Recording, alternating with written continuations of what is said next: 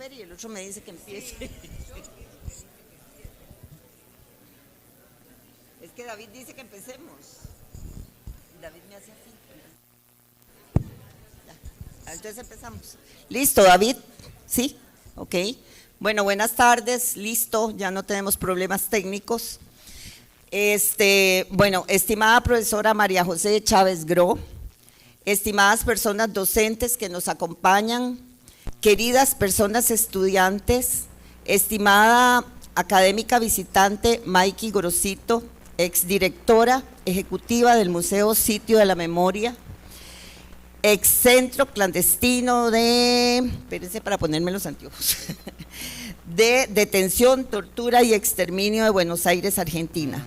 Es para nosotros un gran gusto tenerla aquí en el marco del proyecto S678 de Argentina a Costa Rica, exploración colectiva sobre el autoritarismo con comunidades estudiantiles, que es el proyecto de la profesora Chávez.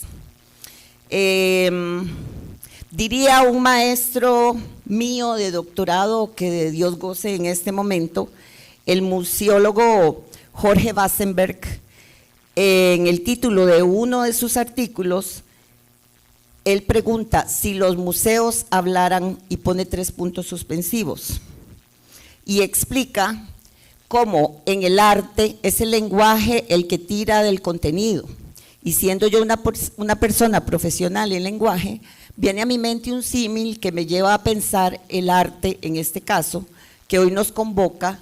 Y cuando hablo de arte, no hablo de obra artística, sino el arte de conservar la memoria. Se me viene un símil que me lleva a pensar en el arte, en este caso, que hoy nos convoca, como un fragmento de la realidad vivida por muchos seres humanos durante las dictaduras. Especialmente durante la dictadura cívico-militar de entre 1976 y 1983 en Argentina. Un museo debe, entre otras tantas cosas, estimular y favorecer el conocimiento, promover opinión, enseñar e informar. Y este museo es memoria histórica de acontecimientos que no pueden ser borrados porque fueron generadores de mucho dolor para muchas familias argentinas. Diría Wassenberg, el museo debe ser un lugar de estimulación sensorial e intelectual. Voy, porque creo que me brinqué una hoja. Ok, e intelectual. Esas verdades que gritan las paredes y el frente del museo de que se nos hablará hoy deben interpelarnos a la búsqueda de la verdad y la justicia para ayudarnos a comprender otros fenómenos que desencadenan las dictaduras, ya sea para no repetir la historia o, en el caso de Costa Rica, para luchar por la democracia de la que hacemos alarde, donde palabras como detención, tortura y exterminio continúan estando ajenas a nuestro presente histórico. De nuevo, muchas gracias a la licenciada Gorosito, en nombre de la dirección de la Escuela de Estudios Generales. Esperamos ansiosamente su disertación. Muchísimas gracias, Marlene. Mi nombre es María José Chávez Gro. Tengo el gusto de ser la coordinadora de este proyecto, pero en realidad es una iniciativa conjunta de la sección de Sociología de la Escuela de Estudios Generales. Este es un proyecto que nos llena de muchísima ilusión precisamente por este carácter colectivo y ese espíritu donde hemos estado involucradas todas las compañeras y compañeros de la sección. Los autoritarismos no son nuevos en la historia reciente de América Latina. Nos atraviesan a través de dictaduras, golpes de Estado o caudillismos. Han dejado profundas huellas en la conformación de nuestros sistemas políticos y en nuestra forma de ver la política. Entre las décadas del 60 y el 80, el Cono Sur enfrentó feroces dictaduras cuyo efecto ejemplarizante trascendió los límites geográficos de los países directamente afectados. Mientras tanto, Centroamérica era escenario de guerras civiles, revoluciones sociales, intervenciones militares y conflictos de baja intensidad que desangraban y empobrecían a las grandes mayorías. Frente a este contexto, la promesa de la democracia se erigió como el único camino posible para restablecer la convivencia social y el crecimiento económico. No obstante, Los esfuerzos para modernizar los sistemas electorales y articular la democracia con el ejercicio de los derechos humanos han resultado insuficiente para satisfacer las múltiples necesidades y carencias de las poblaciones históricamente postergadas.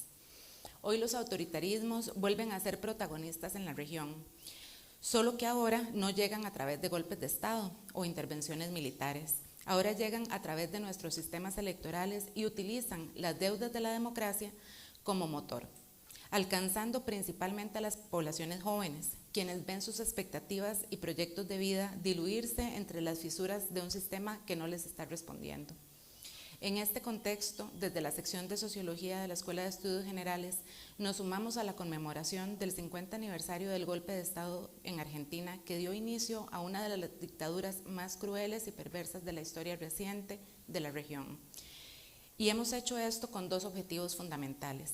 Primero, para hacer memoria a las 30.000 personas detenidas y desaparecidas, honrar sus luchas, las luchas de las personas sobrevivientes, las familias y los organismos de derechos humanos, quienes han liderado para reclamar justicia por las y los desaparecidos, por recuperar la identidad de niñas y niños nacidos en cautiverio y para que este horroroso capítulo de la historia no se olvide y tampoco se repita.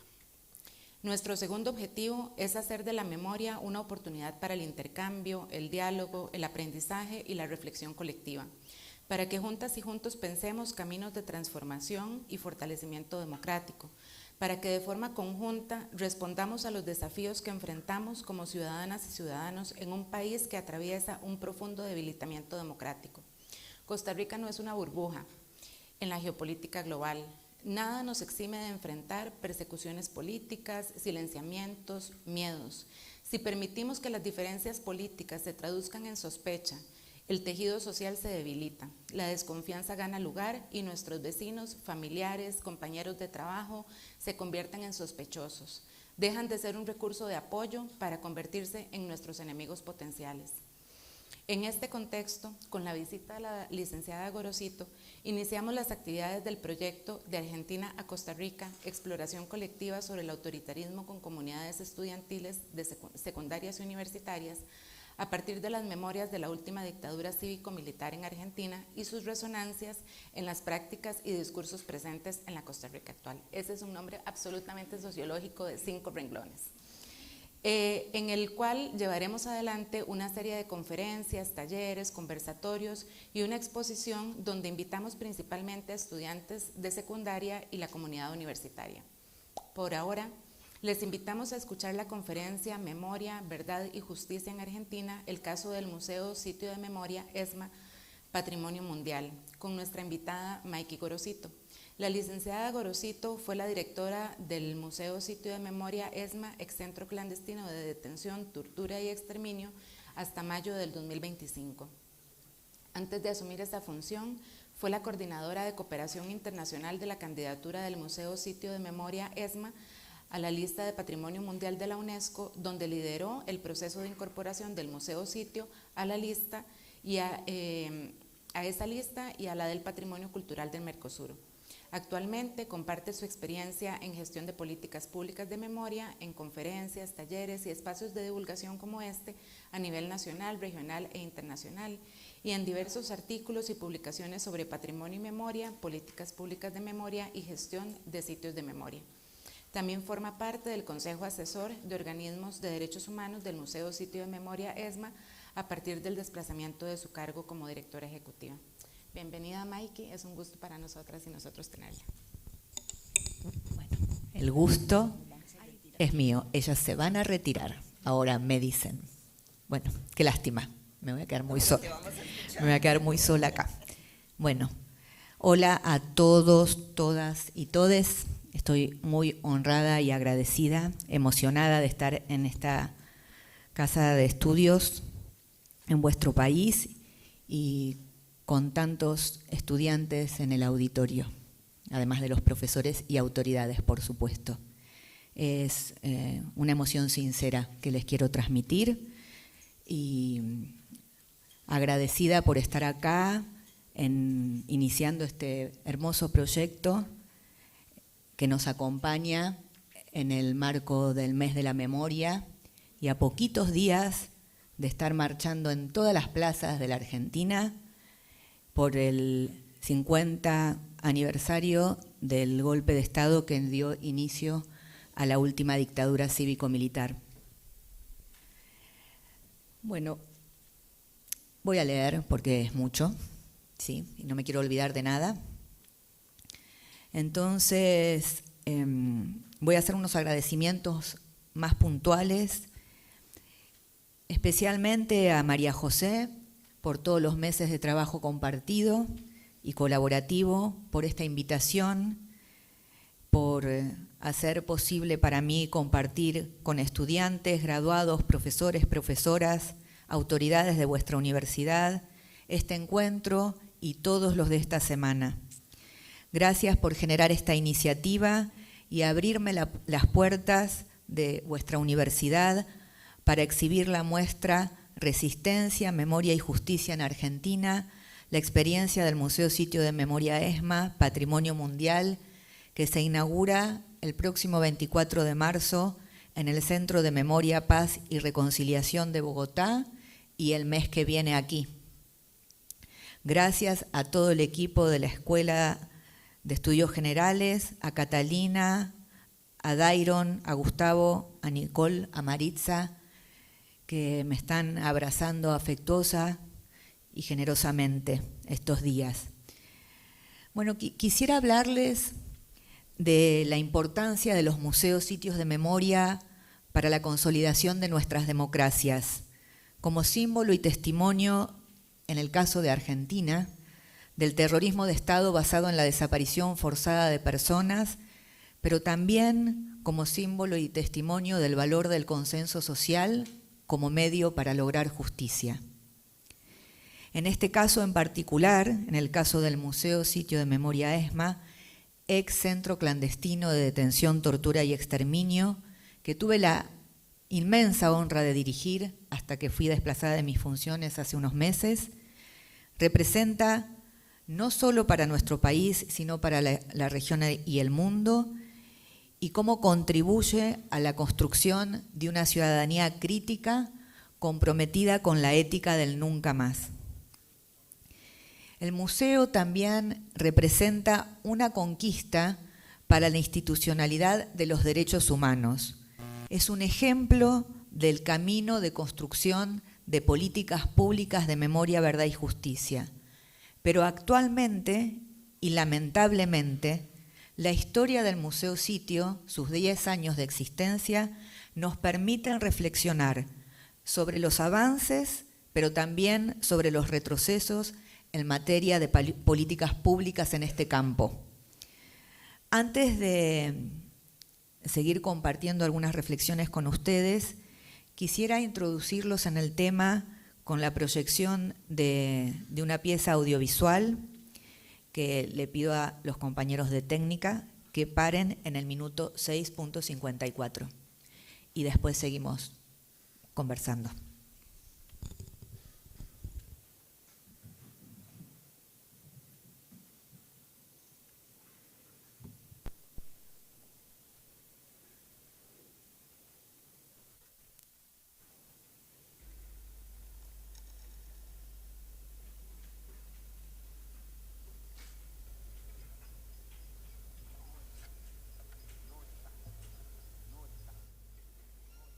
A mí lo mismo que le pasó a muchos compañeros, digamos, ¿no? Son en el mismo operativo, la misma forma, los mismos métodos.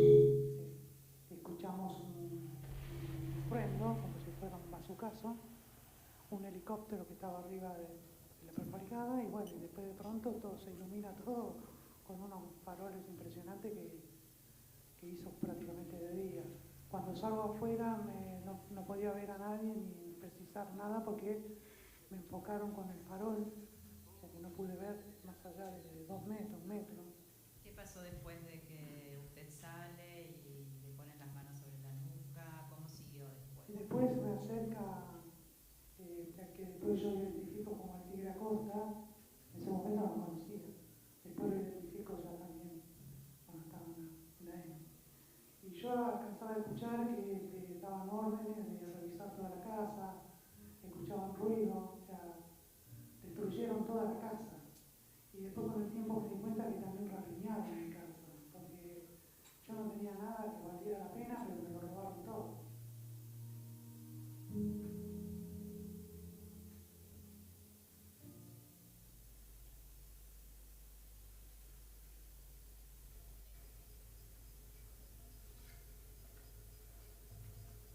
Quitar toda la ropa, me tiran sobre esa cama con capucha, me sacan las esposas, me atan de pies y manos, ahí me ponen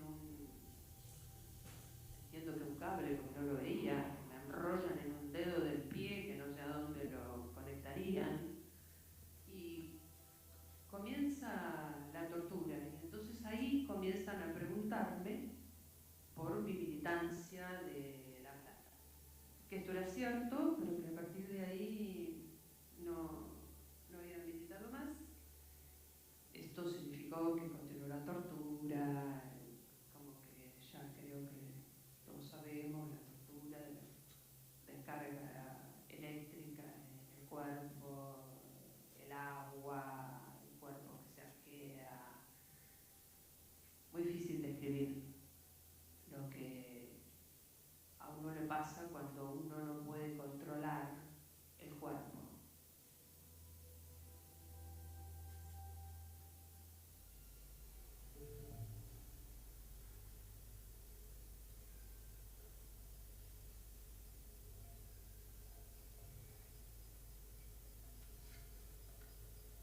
Estaba así con nosotros.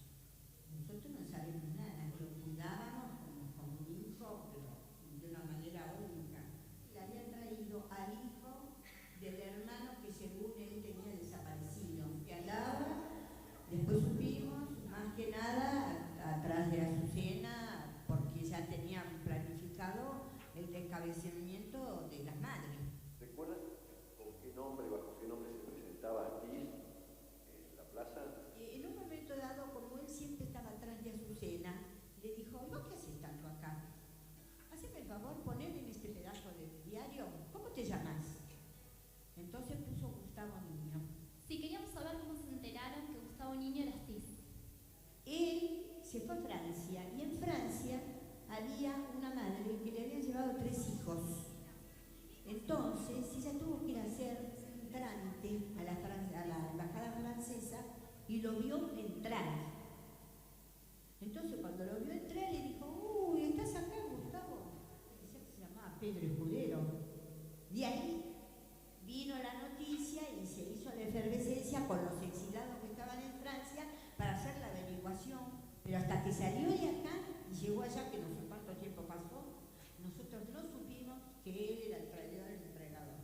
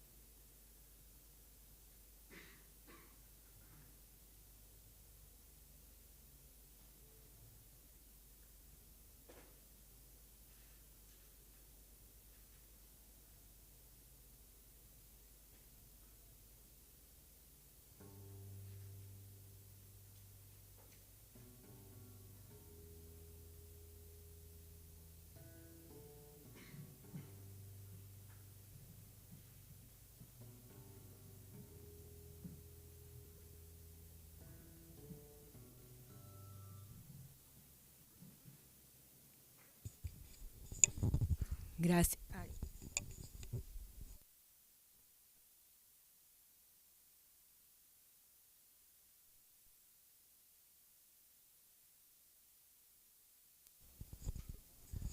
Gracias. No. Hola, gracias. Yo quería compartir este video con ustedes porque no pudiendo visitar el museo sitio, alguno quizás habrá ido de la audiencia, otros quizás puedan viajar a Buenos Aires. La mejor forma de transmitirles es a través del testimonio de los y las sobrevivientes brindados ante la justicia, este pequeño extracto de las cientos y miles de horas de testimonios de los y las sobrevivientes. Bueno, por supuesto, lo más importante de decir cuando hablamos del Museo Sitio de Memoria ESMA es que el Museo Sitio de Memoria ESMA fue uno de los más de 800 centros ilegales de detención que funcionaron durante la última dictadura cívico-militar que asoló a la Argentina entre 1976 y 1983, por donde pasaron alrededor de 5.000 hombres y mujeres, la mayoría de ellos y ellas asesinados, arrojados vivos al mar. Más de 45 mujeres embarazadas permanecieron detenidas desaparecidas en la ESMA y nacieron al menos 20 bebés, 13 de los cuales fueron apropiados y luego sus identidades restituidas gracias a la lucha pacífica e inclaudicable de sus familias y de las abuelas de Plaza de Mayo. Hasta hoy, las abuelas restituyeron la identidad de 140 nietos y nietas. Los crímenes de lesa humanidad que cometieron los condenados, los genocidas, en el centro clandestino de la ESMA incluyen secuestro, tortura, negativa de la detención ante familiares y allegados a las víctimas, abuso sexual y violación, trato inhumano y degradante, trabajo forzado, apropiación de niñas y niños nacidos en cautiverio, robo de bienes muebles e inmuebles, asesinato y ocultamiento de los cuerpos de las personas asesinadas. Además, para tener dimensión de lo que fue el plan sistemático de exterminio en Argentina durante la última dictadura cívico-militar, entre el 76 y el 82, el grupo de tareas que operaba en la ESMA llevó a cabo diferentes operaciones en el exterior. Y fue un despliegue territorial que contó con asistencia de personal de otras fuerzas represivas nacionales. También el grupo de tareas utilizó algunas de estas operaciones, en algunas de estas operaciones a personas detenidas desaparecidas. Los países en que realizaron estas operaciones fueron Paraguay, Uruguay, Bolivia, Venezuela, México y Nicaragua. Un paréntesis, Plan Cóndor, época de las dictaduras, coordinación represiva entre los países entre las dictaduras del Cono Sur. Pasando al momento democracia y hablando del museo, voy a iniciar por lo más cercano en el tiempo, que es su reconocimiento mundial. Entonces, como logro muy importante de la institución, una institución pública, ¿sí?, del Estado argentino, y como reconocimiento al valor universal excepcional que expresa el Museo Sitio, el 19 de septiembre del 2023, en Riad, Arabia Saudita, el Museo Sitio de Memoria ESMA alcanzó una dimensión mundial por su inclusión en la lista del Patrimonio Mundial de la UNESCO. Y en ese momento de reunión del Comité del Patrimonio Mundial de este organismo multilateral, el museo fue reconocido en una lista de bienes que representan un valor universal, donde hay otros sitios de memoria de otros países del mundo, como Auschwitz, como Robben Island.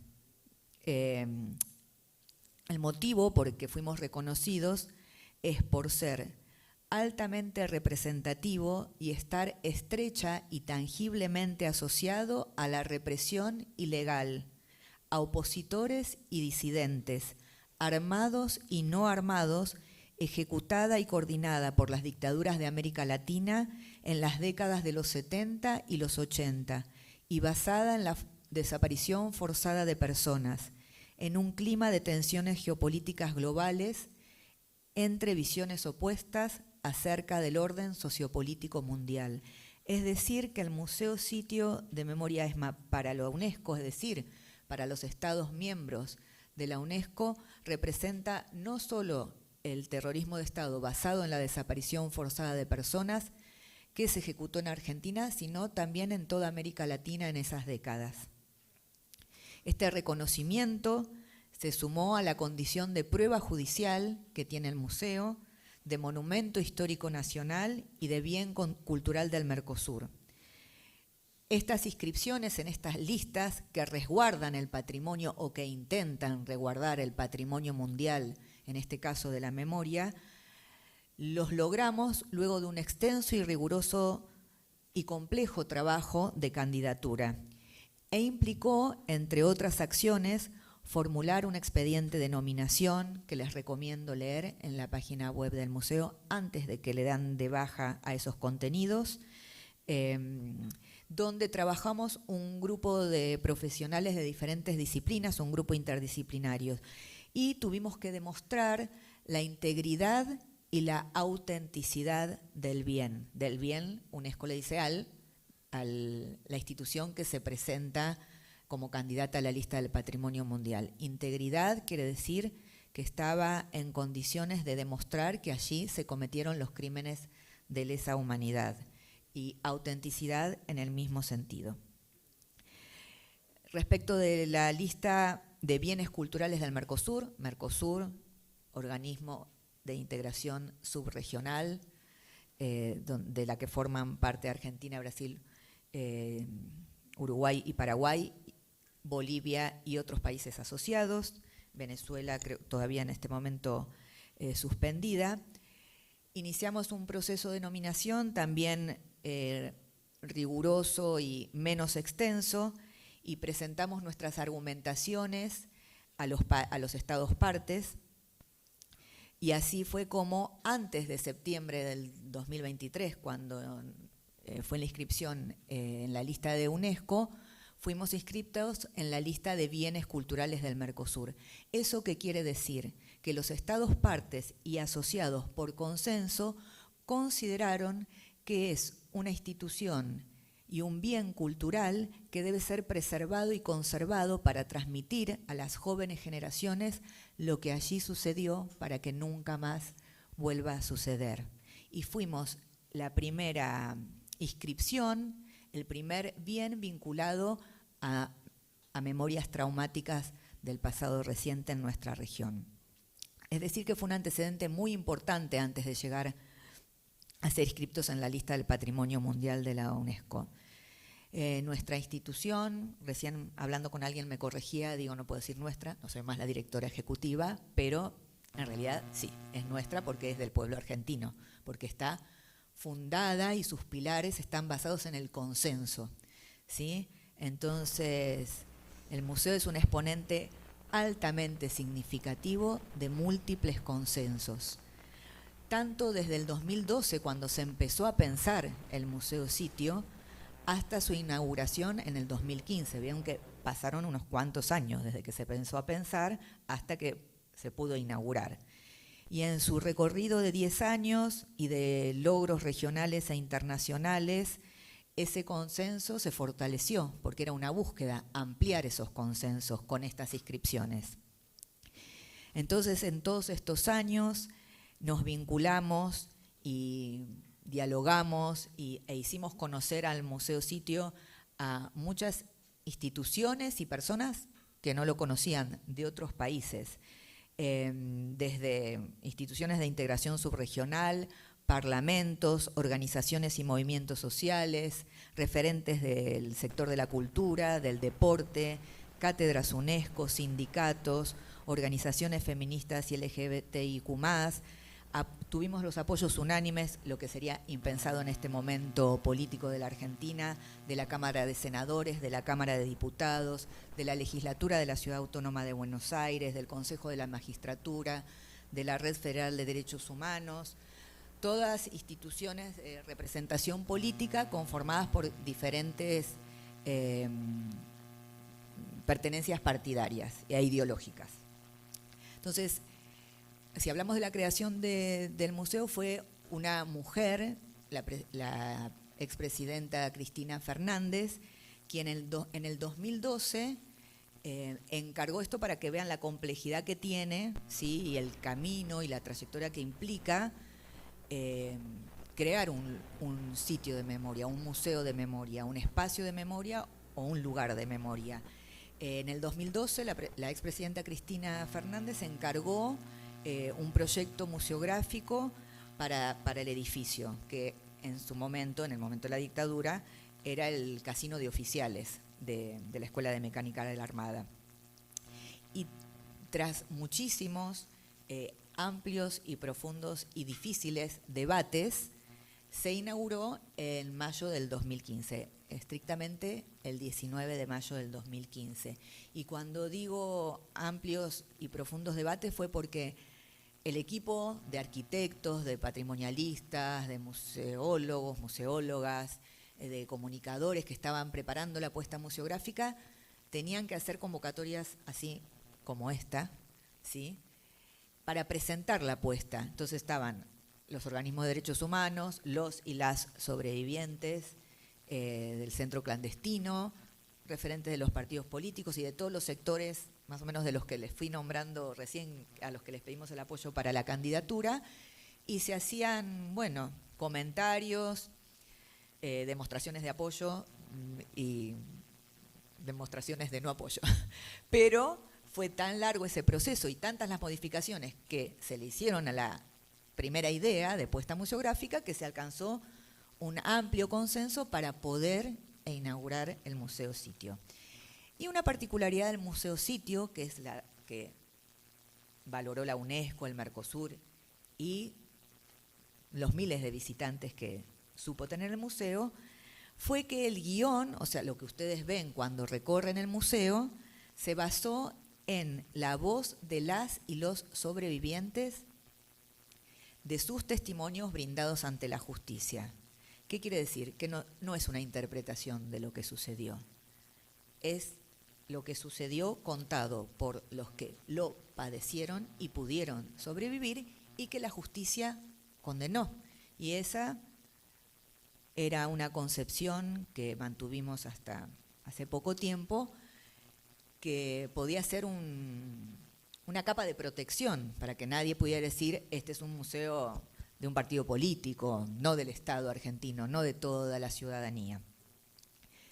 Y esa muestra permanente donde, si ustedes fueran al museo, pueden ver muchos testimonios de los y las sobrevivientes, como los que vieron aquí de Mantecol, que falleció el año pasado, de Munú, de Martín Gras. Todos los sobrevivientes están agrupados en un colectivo que se llama de sobrevivientes testimoniantes y que tienen una relación, deben tener, no quiero decir tienen, esto fue en el pasado, deben tener una relación muy cercana con la institución, así como los organismos de derechos humanos. Bueno, el museo en su recorrido tiene 17 salas con dispositivos museográficos tradicionales y contemporáneos y tiene un acervo documental que está resguardado en otra institución de 700 testimonios homologados ante la justicia. Bueno, como les dije, la institución es una institución pública que a partir del 22 de mayo del año pasado inició un proceso de desmantelamiento y desjerarquización por una visión particular, siendo muy poética, que tienen las actuales autoridades del gobierno. También el museo tiene una particularidad que es muy importante destacar, que tiene un consejo asesor de organismos de derechos humanos, que tiene que tener una participación, debe tener, y no la tiene ahora, una participación informada sobre el plan estratégico de gestión y sobre los proyectos y las iniciativas que propone la directora o el director del museo. Antes éramos 2 directoras en los 10 primeros años y ahora es un director. Entonces, el museo sitio está en el predio. Estoy modificando un poco porque como hay mucha juventud, no quiero dar nada por sentado. Igual supongo que después van a estudiar mucho este periodo de la Argentina a los 50 años.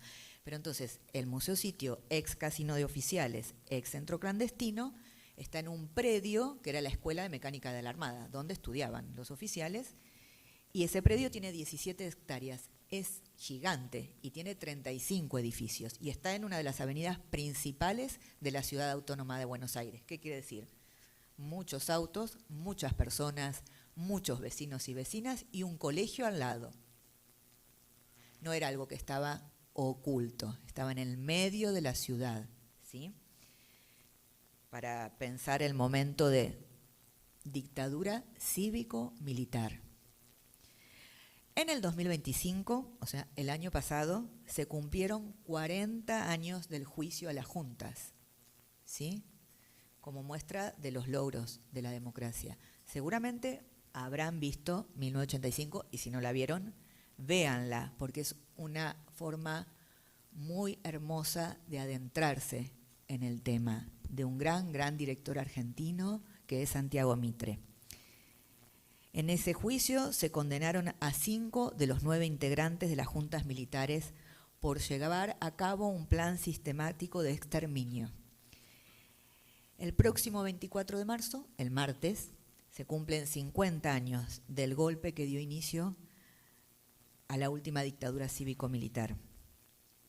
Y en este momento, y desde el 1 de enero, en Argentina hay cientos, miles de actividades organizadas por la sociedad civil. Por supuesto, en esta etapa, no desde el Estado. Organismos de derechos humanos, universidades, colegios, gobiernos locales y provinciales, sindicatos, clubes de fútbol, comprometidos con la memoria, la verdad y la justicia para sumar más conciencias y corazones que abracen la ética del nunca más, para sostener los consensos alcanzados, ampliarlos y seguir construyendo memoria. En otra época, en otro momento, no muy lejano, y lo que como consecuencia de la demanda y lucha de los organismos de derechos humanos, seguramente ustedes los más conocidos quizás para ustedes sean abuelas de Plaza de Mayo, madres de Plaza de Mayo, pero son muchos otros, y fruto también de una gran voluntad política y de una construcción de muchos años, existió una integralidad y una articulación de las políticas públicas de memoria, verdad y justicia. Ojalá que algunos de ustedes, estudiantes, se dedique a las políticas públicas, porque es la honra más grande poder construirlas y llevarlas adelante.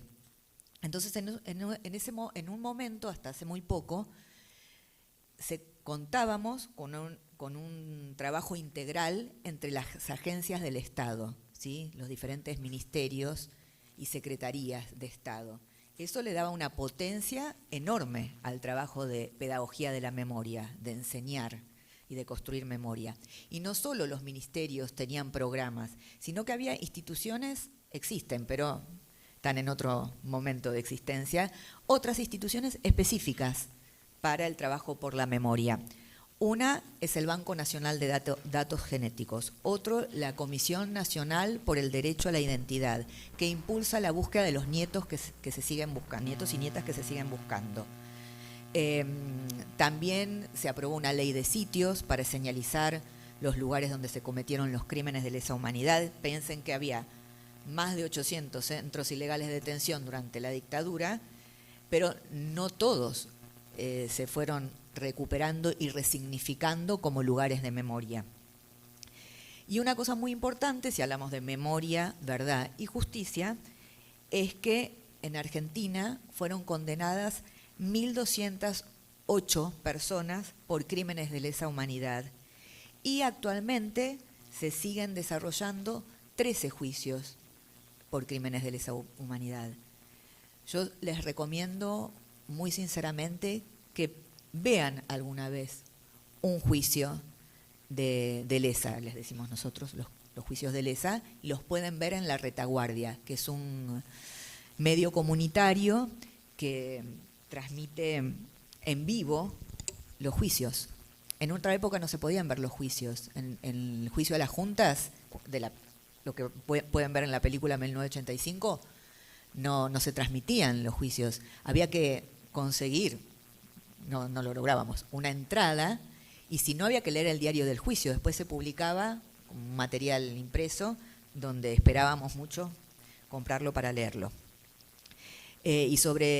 También sobre las condenas, quiero decirles algo en estos tiempos de la lucha de mujeres y de feminismos y de lucha contra el patriarcado, que los crímenes sexuales fueron condenados también, pero recién en el 2021, ¿sí? Muy cercano en el tiempo.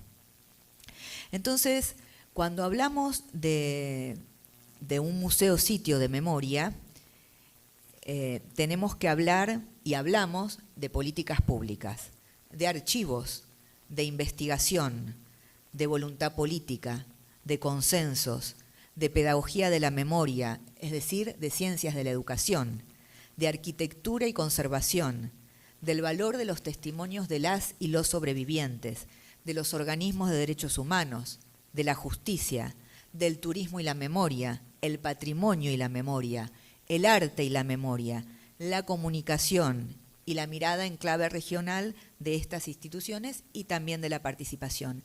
Piensen cuántas disciplinas están involucradas en estas 12, 13, 14 palabras que les dije. Muchísimas. Ojalá que puedan seguir pensando sobre esto, sobre cómo contribuir a la memoria desde la universidad. Bueno, estamos a muy pocos días del 50 aniversario, como les decía, y muchos esperamos siempre el 24 de marzo para marchar, pero este año lo esperamos mucho más, por el contexto y porque son 50 años, pero también muchísimos años de todas estas conquistas que les estuve compartiendo. Entonces, a más de 40 años de haber recuperado la democracia, de haber abrazado como sociedad la ética del nunca más e iniciado el camino de construcción de políticas públicas de memoria, este mes, este año tan importante para recordar, reflexionar, denunciar y seguir haciendo y compartiendo como lo hicimos, nos encuentra en una etapa de retroceso, de desmantelamiento de las políticas públicas de memoria, de justificación del terrorismo de Estado, de relativización de los crímenes de lesa humanidad y de irrespeto e injuria a las víctimas y a las referentes del movimiento argentino de derechos humanos. Y yo creo que aún en estas circunstancias o en las circunstancias políticas más adversas, la obligación es seguir protegiendo, preservando y visibilizando los sitios de memoria, instituciones que creo humildemente son imprescindibles para la democracia. Estos tiempos tan crueles nos demandan una amplia y profunda reflexión sobre qué estrategias resultarán necesarias para la defensa y recuperación de las institucionalidades de memoria. Los riesgos ya son evidentes. Lo que tanto costó construir, ahora en juego, no debe desalentarnos a seguir defendiendo el acervo que más nos debería enorgullecer como argentinos, nuestro recorrido de construcción de memoria para conocer la verdad y obtener justicia. Entonces les digo, como decimos allá, 30.000 detenidos desaparecidos, presentes ahora y siempre.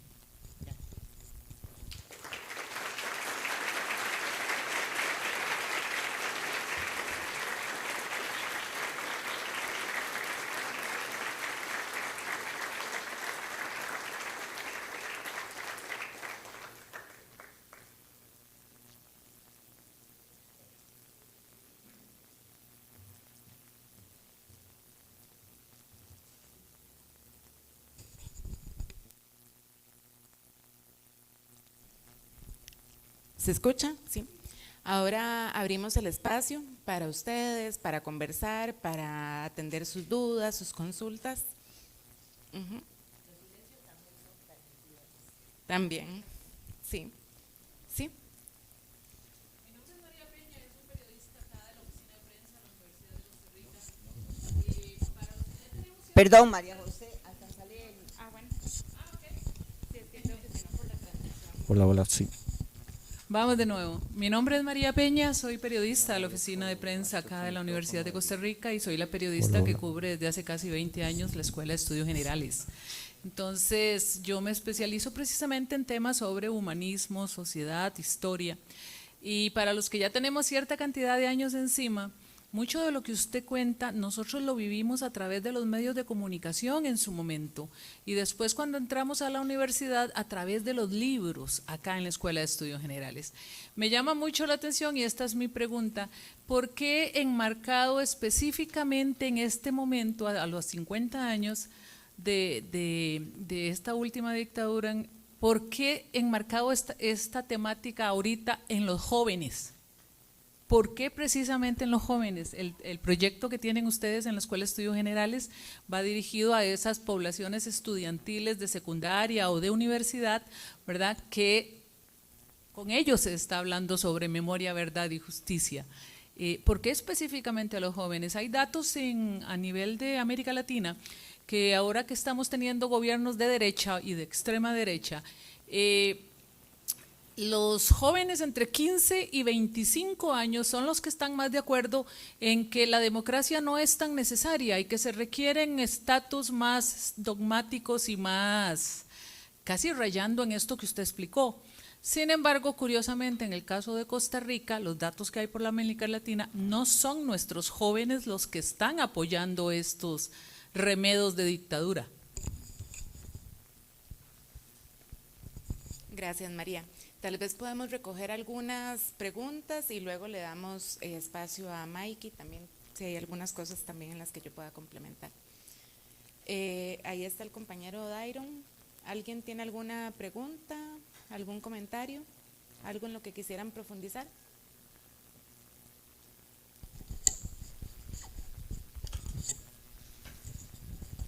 Bueno, yo más que todo quería preguntar si nos podías dar como más información acerca de lo que dijiste sobre, o sea, los medios de comunicación para esto, para ver un juicio.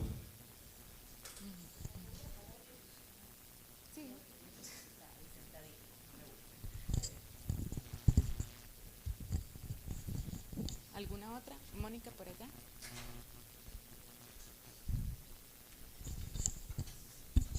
Hola, buenas tardes, Mikey. Muchísimas gracias por esta conferencia. En efecto, creo que para los jóvenes que están un poco más jóvenes y se están introduciendo en estos temas, la dictadura argentina marca completamente no solamente la historiografía de Sudamérica, sino de la región como tal. Y una de las importancias centrales que se despliegan de la dictadura es la resistencia y la memoria histórica, ¿verdad? Una de las grandes exponentes de la memoria histórica es sobreviviente de la dictadura argentina y nos invita a reflexionar sobre sus trabajos y sobre la memoria, ¿no?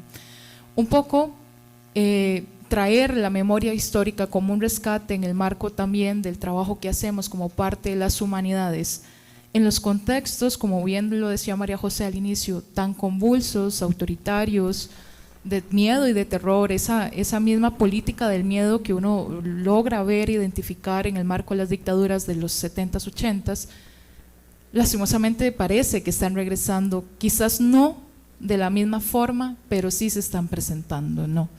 Entonces es importantísimo en ese sentido reflexionar en una fecha histórica tan importante como el 50 aniversario de la dictadura sobre esa memoria histórica, ¿verdad?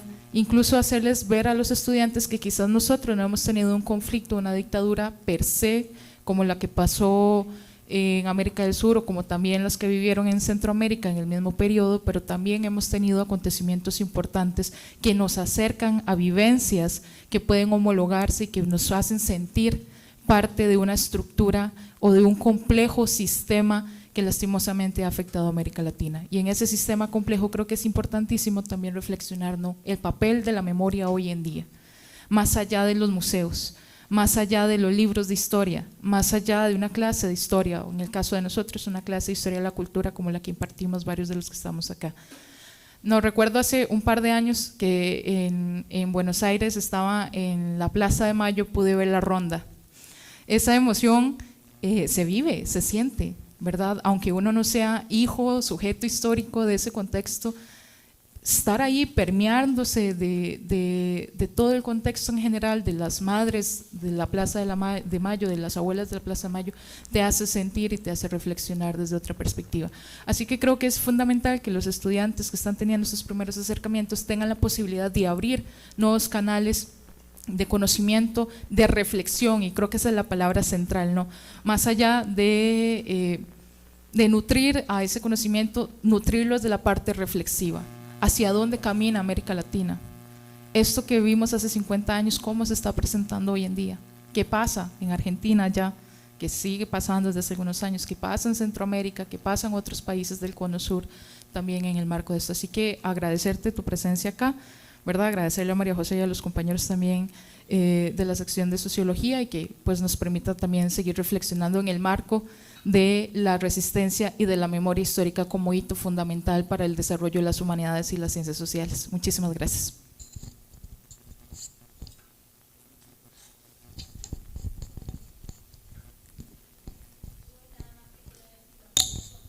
Dame un segundo que hay un chico y ya te paso el micrófono.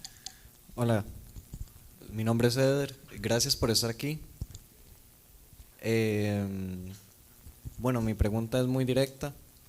Yo creo que yo tengo una interpretación sobre la situación que está atravesando mi país con respecto al autoritarismo, porque creo que hay varios factores que yo puedo observar en mi sociedad.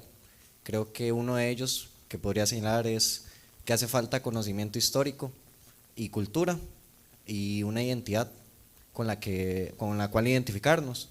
Por eso es que tenemos la misión de que en el futuro poder arreglar eso, ¿verdad? Desde aquí, desde la universidad, etcétera.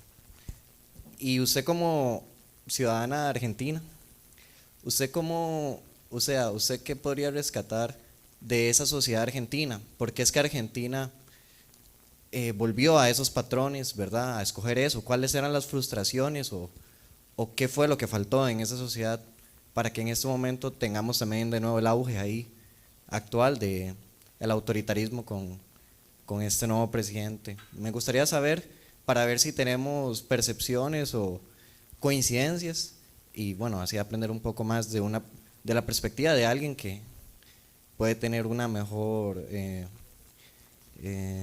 digamos, ¿verdad?, como visión que yo, porque yo no vivo allá, o no he vivido allá, o no tengo gente que vive allá y así. Y bueno, eso sería. Gracias por ese espacio, y se me hace muy importante este legado histórico.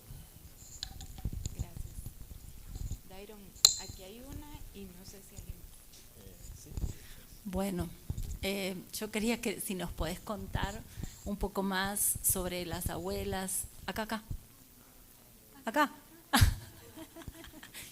y que les cuentes también a la audiencia el pañuelo blanco, la terquedad de los jueves, la terquedad de ellas, para rescatar un poco, porque ante tanto individualismo, las abuelas y las madres siempre han sido un referente. Entonces, por ahí contar eso, ¿no? Porque bueno, también el logo de ahora es florecerán. Entonces, un poco eso. Gracias. Una y luego Cata, Manuel, y creo que podríamos cerrar por ahí. Bueno, muchas gracias por este espacio. Buenas tardes. Yo tengo una pregunta desde el enfoque más como un consejo. Dado que estos temas siempre son muy relevantes a nivel histórico, considero que la población de Costa Rica no está suficientemente informada a través de lo que ha pasado en América Latina, a lo que ha pasado inclusive en la misma Costa Rica. Y como comentaba también la pregunta de otro compañero hace poco, nosotros notamos patrones, la juventud, en este gobierno entrante que llevan hacia el autoritarismo, y todo esto es de preocupación. Yo considero que estos centros, museos y todo este tipo de legados, digamos, que tienen todos esos acontecimientos históricos son muy importantes. Y aquí no hay suficientes, pero también esto pasa alrededor de toda América Latina, ¿verdad? Hasta inclusive podemos ver el caso de Nicaragua, Venezuela.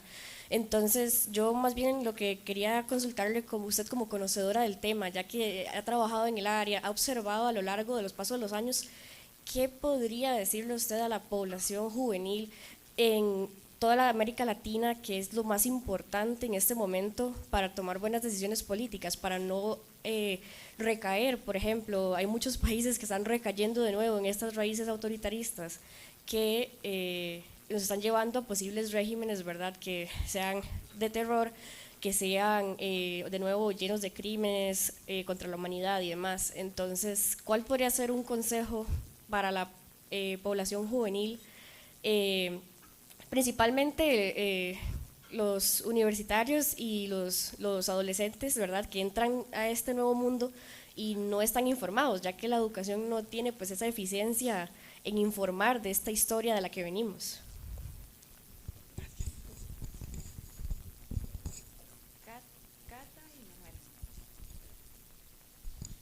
Hola, buenas tardes a todos y todas. Maiki, muchísimas gracias por tu conferencia. Yo quería preguntarte, bueno, más que preguntarte, hacerte una solicitud sobre si pudieras profundizar un poco en la dictadura cívico-militar, en el aspecto cívico, ¿verdad? ¿Cuál era el rol de los ciudadanos, las ciudadanas en esa dictadura? Que me parece que es fundamental también considerarlo de cara a los autoritarismos que estamos viviendo hoy en día. Gracias. Buenas tardes, me complace mucho estar en este auditorio lleno de jóvenes. Yo pertenezco a la generación de Alcoa. Cuando tenía la edad de ustedes, yo me sentaba allí también a oír las conferencias como estas. Y tiene razón el compañero de acá que mencionó la falta de memoria en nuestro país. Pasaron muchas cosas que ustedes no saben porque se olvidaron, y el problema fundamental de nuestros pueblos es el olvido. La memoria es fundamental para saber de dónde venimos y hacia dónde vamos. La democracia en nuestro país en este momento está en peligro, y no porque yo lo diga, sino porque ustedes lo saben. La democracia se defiende en las urnas electorales, pero si eso no es suficiente, se defiende en las calles. Hay que salir a manifestarse, y hay que manifestarse de distintas formas. Y creo que este es un momento para aprender de las historias terribles de otros países. Y creo que la reflexión que tenemos que hacer hoy es evitar por todos los medios de que algún día terrible lleguemos a algo como lo que nos está narrando la compañera.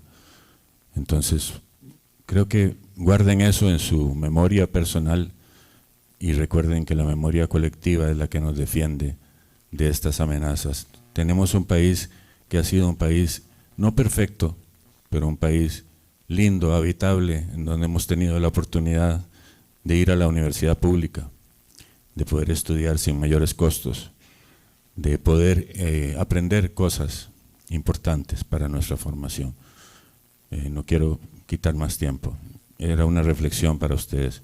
Yo también fui joven y yo luché y sigo luchando. Muchas gracias, Manuel. Vamos entonces a darle un espacio a Maiki para que pueda hacer una síntesis con todas estas. Sí, puedes sentarte. Y cuando Maiki pueda hacer el cierre, entonces también quisiéramos invitarles a un café que tenemos afuera para compartir y para que podamos seguir conversando antes de que sigan con sus clases y sus carreras y todas las cosas que tenemos todavía pendientes para el resto del día. Capaz que voy a responder desordenadamente, ¿sí?, con las notas que tomé. Y sobre la primera pregunta, compañera periodista, encantada, creo que una parte de esa respuesta es de María José y de todo el equipo hermoso que está llevando adelante el proyecto. Pero en mi opinión, ¿por qué jóvenes? Porque sin memoria no hay futuro. O sea, ¿quién el mejor destinatario y el destinatario más importante de las acciones y de las políticas de memoria? Ellos y ellas, sin duda alguna. Y después, allá, al lado de la columna, no me acuerdo tu nombre, sobre tu reflexión, también me llevó a pensar cuando les decía todos los campos del conocimiento que están involucrados en la memoria y en la gestión de las políticas públicas de memoria, el rol del arte y la memoria, ¿sí? Que yo creo que para el trabajo con las juventudes es algo que puede acercarlos más a querer conocer y a querer saber y a querer pensar por qué pasó lo que pasó. Causas y consecuencias. Así dice el decreto de creación del museo. Debe transmitir los hechos acaecidos en el centro clandestino de detención, tortura y exterminio, sus causas y sus consecuencias. Eso está ligado a cívico-militar. Ahí voy ahora. Pero entonces, respecto al arte y la memoria, yo les quería recomendar mucho a los que les gusta el cine, documentales, libros, que si quieren saber más sobre lo que pasó en Argentina durante la última dictadura cívico-militar, que aprovechen este momento de los 50 años y, ¿por qué no?, universidad. Podríamos fundar la bibliomemoria y ver cómo podemos traer unos libros de allá, porque hay tanta edición y reedición de libros que van desde las investigaciones académicas de lo que sucedió durante todo el periodo de la dictadura, libros que cuentan historias de vida de sobrevivientes y de víctimas del terrorismo de Estado. Voy a poner un ejemplo que tengo más a la mano en mi memoria, Laura, un libro de María Eugenia Ludueña, una hermosa, gran periodista argentina que dirige la agencia Presentes. También les recomiendo que la conozcan. Ella escribió el libro sobre la hija de Estela de Carlotto, la presidenta de Abuelas de Plaza de Mayo.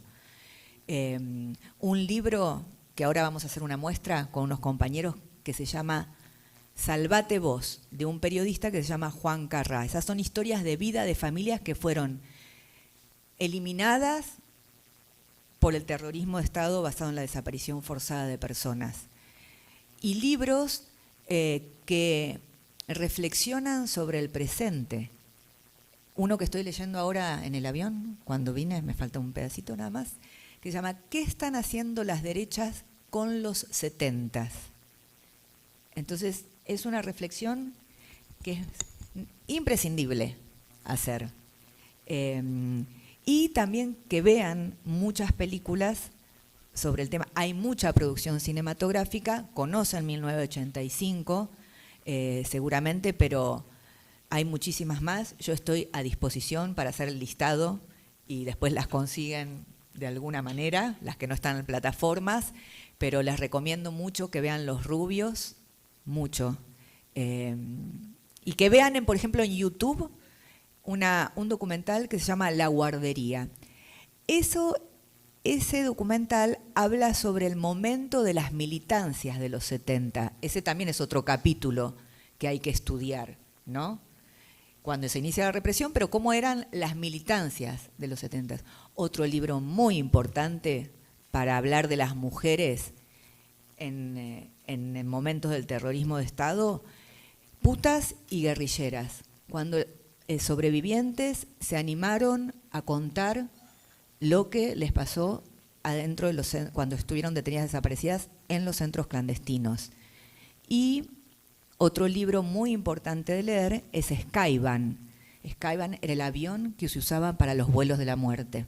Los vuelos desde donde tiraban vivos, antes les inyectaban un pentonaval para adormecerlos y los tiraban vivos al río, las tiraban vivas al río. Y ese avión fue descubierto por Miriam Lewin, una periodista argentina sobreviviente del centro clandestino de la ESMA. Ese libro es muy importante, para leer. Y bueno, no quiero, y humildemente, ¿no? Pero la muestra que se va a inaugurar el 6 de abril, por ahí, en abril se va a inaugurar la muestra que les comentaba al principio, y en esa muestra que traté de contar la historia del terrorismo de Estado basado en la desaparición forzada de personas a través de la historia del centro clandestino y la historia del proceso de memoria, verdad y justicia a través de la historia del museo. Y tiene, además de los paneles, un paisaje sonoro donde van a escuchar voces, que no les voy a decir qué voces para que puedan, para que vayan, y unas piezas audiovisuales. Entre esas piezas audiovisuales hay un video que le pedí a los compañeros de la retaguardia que me armaran, y es la pregunta que me hizo alguien que está en el medio del auditorio sobre cómo ver los juicios de lesa humanidad. Entonces buscan la retaguardia y ahí les aparece. Y en la muestra hay un video que cuenta la historia de los juicios y la comunicación de los juicios. Lo que vos decías, que cómo llegaban las noticias en el momento de los juicios por la prensa. Y después, allá joven preguntó, ¿por qué pasa lo que está pasando? Yo lo puedo decir desde, no soy politóloga, desde mi opinión como ciudadana, como me pediste, en mi opinión, por una decepción muy grande y profunda respecto de nuestras democracias, ¿sí?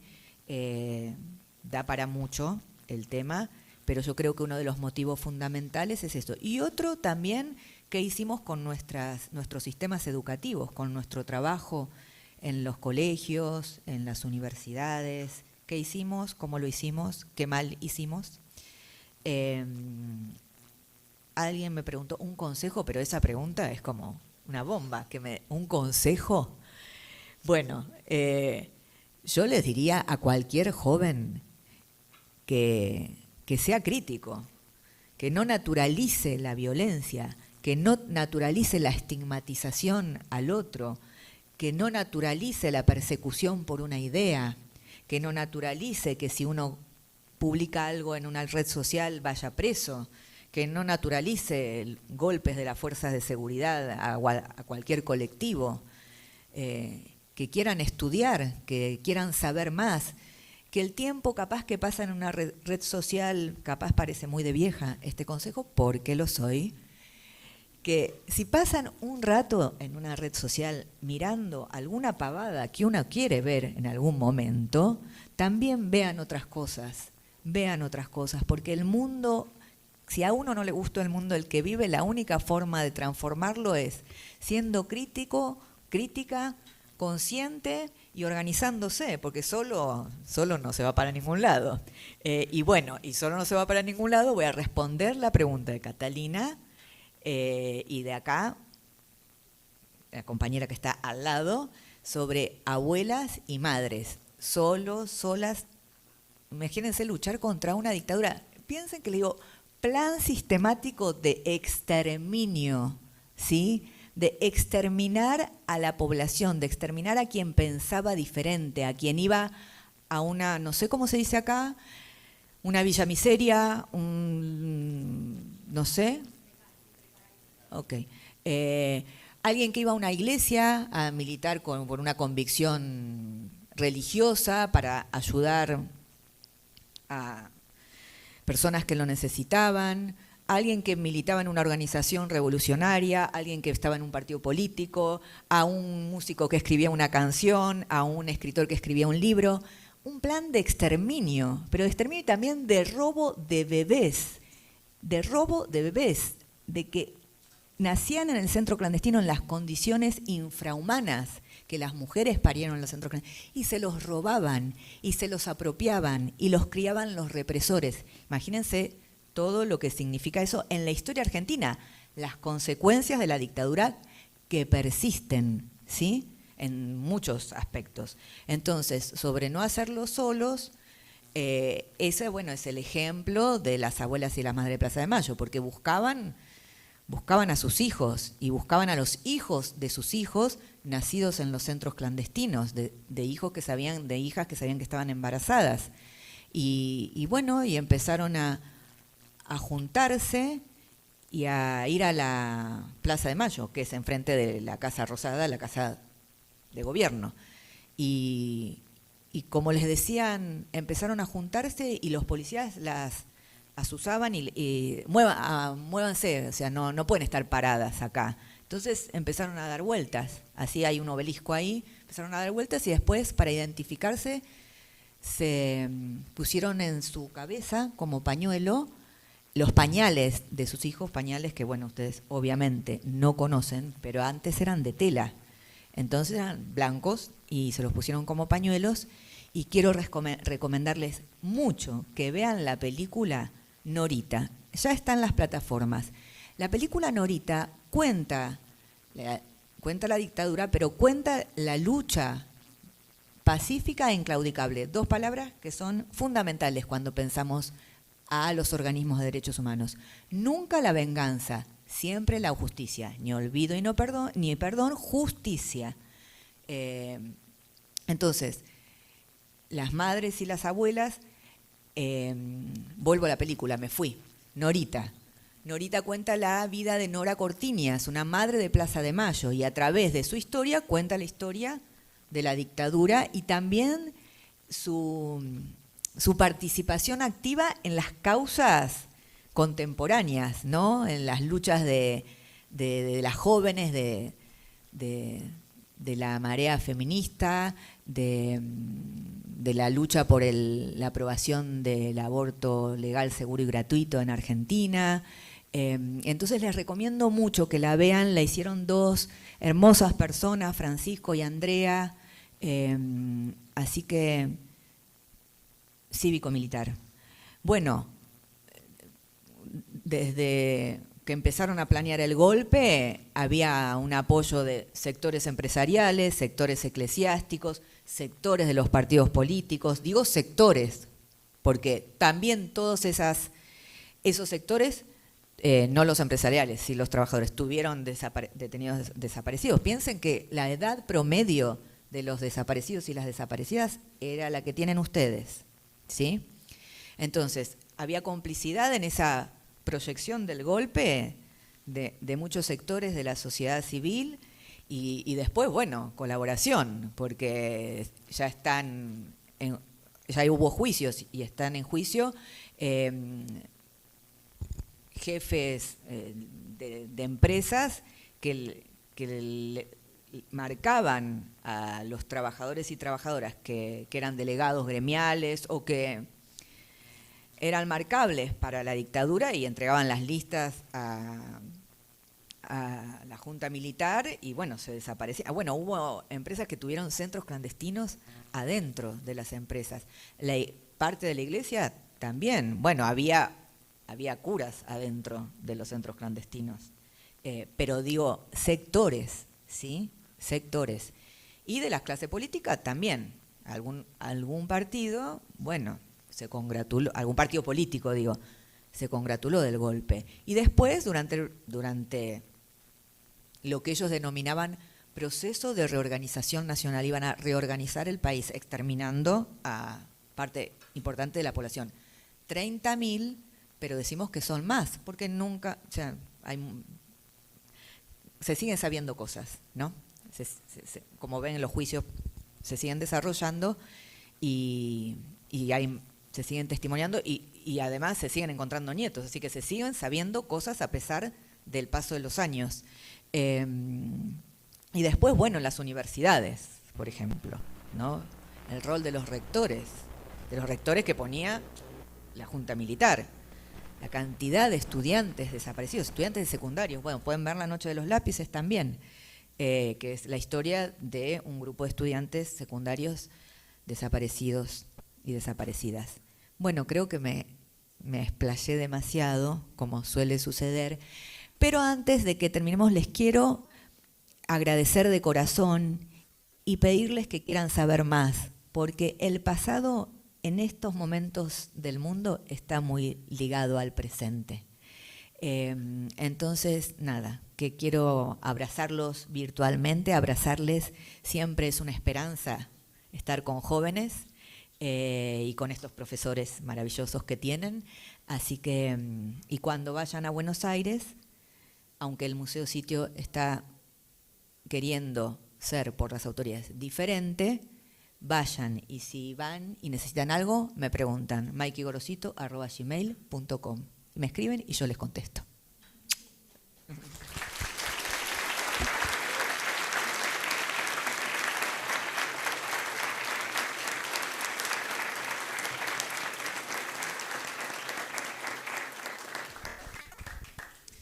Bueno, muchísimas gracias a todas, a todos por acompañarnos, por sus preguntas, por su escucha, por su interés. Ojalá que estas primeras actividades, ayer tuvimos un conversatorio, hoy esta conferencia, son las primeras actividades que tenemos en el marco del proyecto. Vamos a tener otras más a lo largo del año, vamos a tener talleres, vamos a traer la muestra que va a estar expuesta en la sala multiusos, pero bueno, ya iremos haciendo la divulgación.